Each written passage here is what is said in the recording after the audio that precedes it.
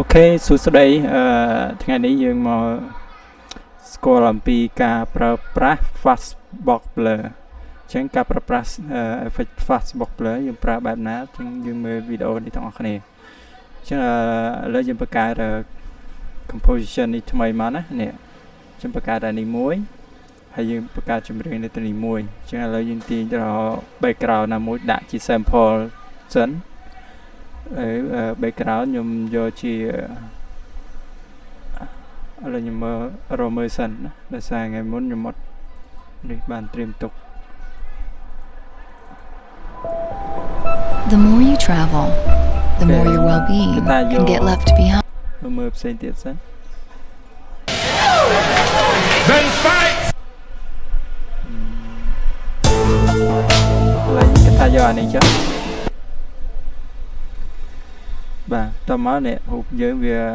តូចយ៉ាងណាអញ្ចឹងដើម្បី scale យើងអាចទាញហើយទាញអញ្ចឹង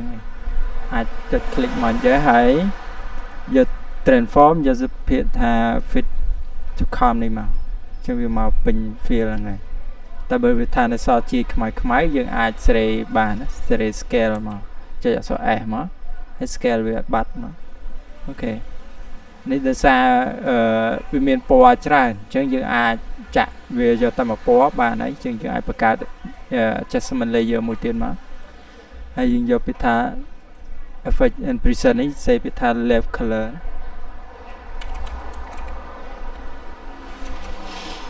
បាទ left color ហើយយកទាញទៅដាក់លើ adjustment layer របស់យើងនេះមកហើយយើងរើសពណ៌ឥឡូវឧទាហរណ៍ថាយើងយកពណ៌ជាចម្បងយកពណ៌នេះចឹងណាពណ៌ខៀវចឹងនៅក្នុងកន្លែងកន្លែងស្ទង់ពណ៌នេះកែវស្ទង់ពណ៌យកចុចលើស្ទង់ពណ៌ហ្នឹងមកចុចលើពណ៌ដែលយើងចង់ទុកតែពណ៌ហ្នឹងណានេះទុកតែពណ៌ហ្នឹងចឹងយើង scroll ទៅមើលកន្លែងវីដេអូផ្សេងចឹងវីដេអូផ្សេងវានឹងលោតពណ៌ហ្នឹងដែរចឹងយើងស្រេនៅកន្លែងនេះទីនេះស្រេវាឡើងមកអូខេ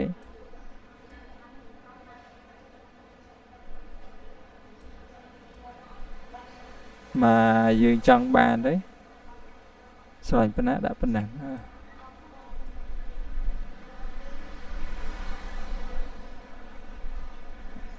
ចឹងពណ៌ផ្សេងវាចូល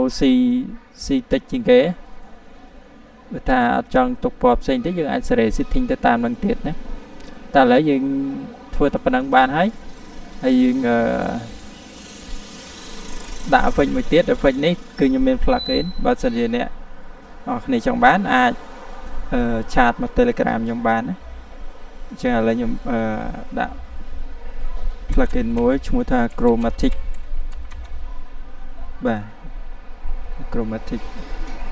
អូខេចាំតិចនេះយក effect នេះយើង setting វាបន្តិចamount ហើយចំនួនវា scale ខ្លាំងពេកជាងយើងអាចកំស្រេចូល 0.8 អីសិនហើយ scale នេះ 0.5 ប៉ុណ្ណាអូជាងដាក់មួយវិញអូខេតមកទៀត Gaussian blur នេះដាក់វា blur តិចមកបាទឬដាក់ blur នេះដាក់ប៉ុណ្ណេះអូខេនេះខ្ញុំយកចូលក្នុងតិចអូខេយក blur ចូលក្នុងតិចអូខេឥឡូវយើងយកទៅប៉ុណ្នេះចុះណាឥឡូវ effect ខ្ញុំយកទៅប៉ុណ្ណឹងបានជា background មួយហើយនឹងបូកនឹងចម្រៀងអញ្ចឹងbackground នេះវាអាចនៅរៀងវែងតិចអញ្ចឹងយើង compress វាមក pre-compose compress ណា pre-compose វាមួយសិនមកអូខេ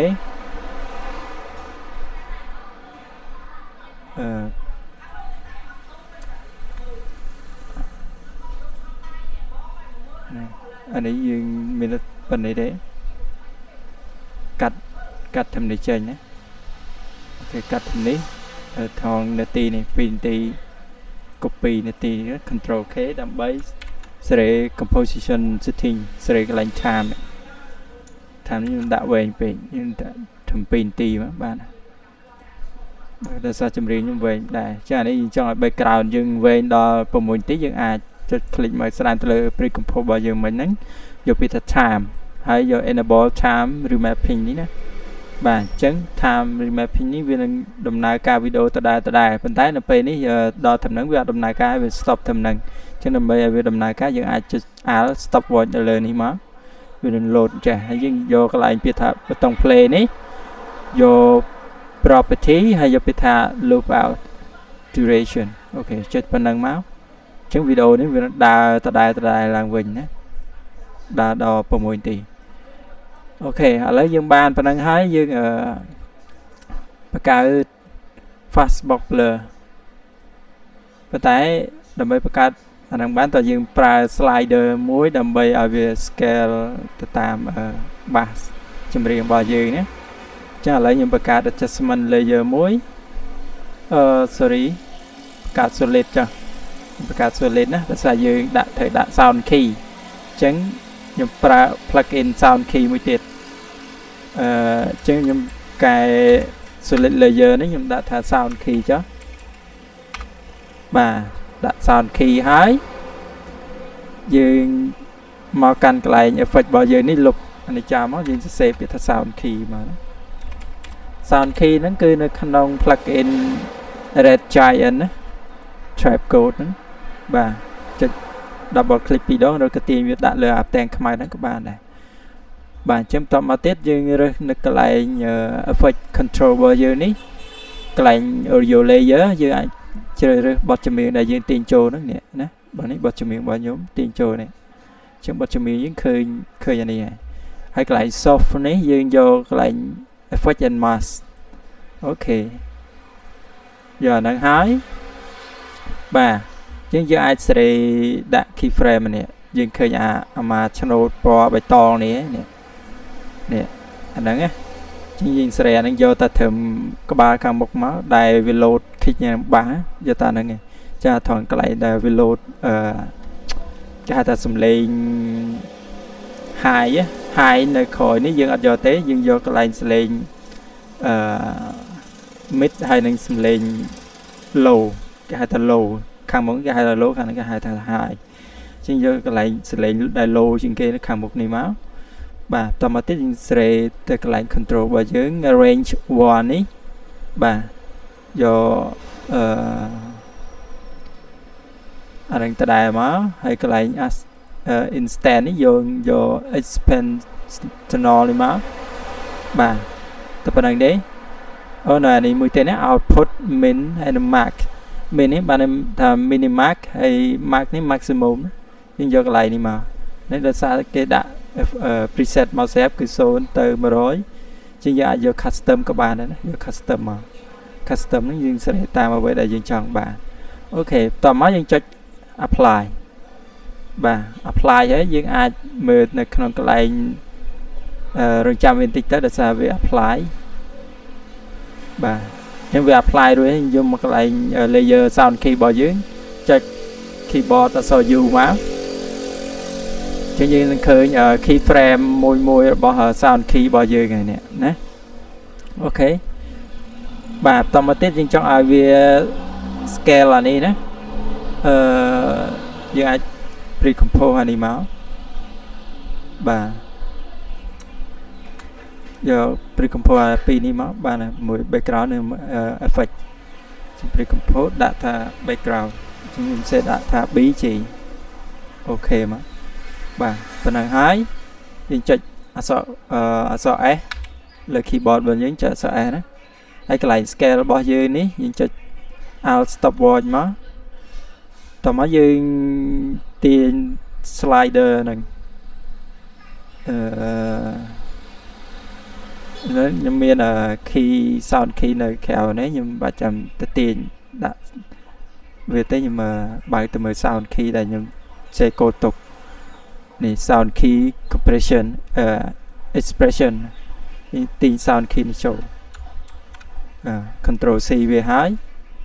បាទនេះ load driver អូខេតែខ្ញុំ record screen ណាបាទអញ្ចឹង ដោយសារខ្ញុំបើក SL ហើយចឹងវា load អាហ្នឹងហើយ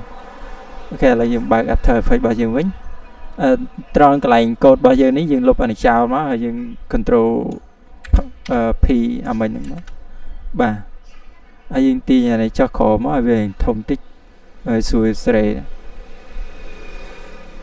នេះបាទបានប៉ុណ្ណឹងហើយ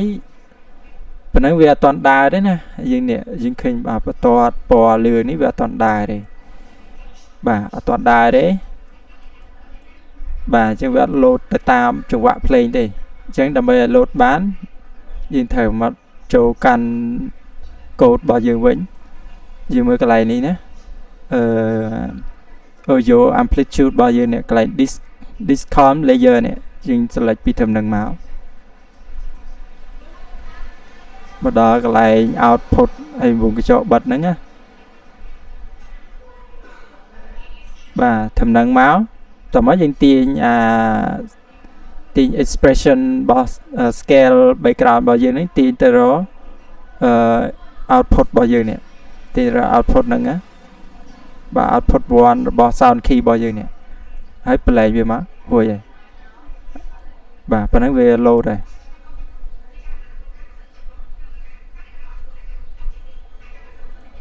ឥឡូវយើងសាក preview វាសិន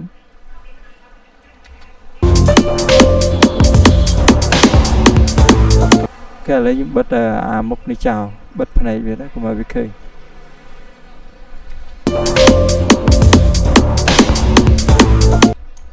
បាទរសារនេះដើមដំបូងវាអត់សូវ load ទេមកក្តារតិចបាទវា load ណា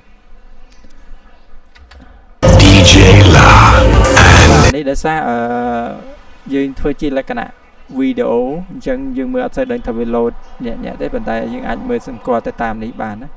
ហើយត្រង់នេះវាអាច scale ខ្លាំងពេកនិងចូលក្នុងខ្លាំងពេកយើងសេរីកន្លែង setting របស់យើងត្រង់នេះបាទត្រង់គេដាក់ថា min stretch នេះយើងដាក់ត្រឹមឥឡូវដកវាដាក់ត្រឹម90សិនមកហើយ130នេះវាបុកខ្លាំងពេកយើងអាចដាក់ត្រឹម110មកសិនបានហើយបាទនេះកាយវាចូលក្នុងនេះយើងដាក់100វិញមកចឹងលុបកាយចេញដាក់100វិញមកបាទចឹងបានន័យថាmin stretch ចឹងបានន័យថាទំហំតូចបំផុតដែល scale ចូលនោះតូចបំផុតគឺ 100% នៃbackground របស់យើងហ្នឹងណាហើយដល់ពេល max stretching បានន័យថាធំបំផុតទំហំដែលវាពង្រីកធំបំផុតអញ្ចឹងធ្វើបាន110អញ្ចឹងវា scale លើហ្នឹងប្រហែលជា 10% ប៉ុណ្ណឹងអញ្ចឹងទៅអញ្ចឹងអាហ្នឹងគេហៅថា minimax ហើយនឹង maximum របស់ការពង្រីកហ្នឹងហើយត្រង់នេះ max audio បានន័យថា maximum audio ទំហំaudio ហ្នឹងសំឡេង audio ហ្នឹងណាពី0នឹងទៅ100អូខេឥឡូវយើងចេះពី Remix Feat DJ La យើងប្រើpreset ឬក៏ effect set របស់ After Effects ហើយអញ្ចឹងយើងអាចស្គាល់ពីហ្នឹងមួយចាឥឡូវបានមួយណាឥឡូវយើងបង្កើតអ្វីដែលខ្ញុំចង់ផ្ដោតនោះគឺឲ្យយើងចេះប្រើ effect fast box blur មួយទៀតអូខេ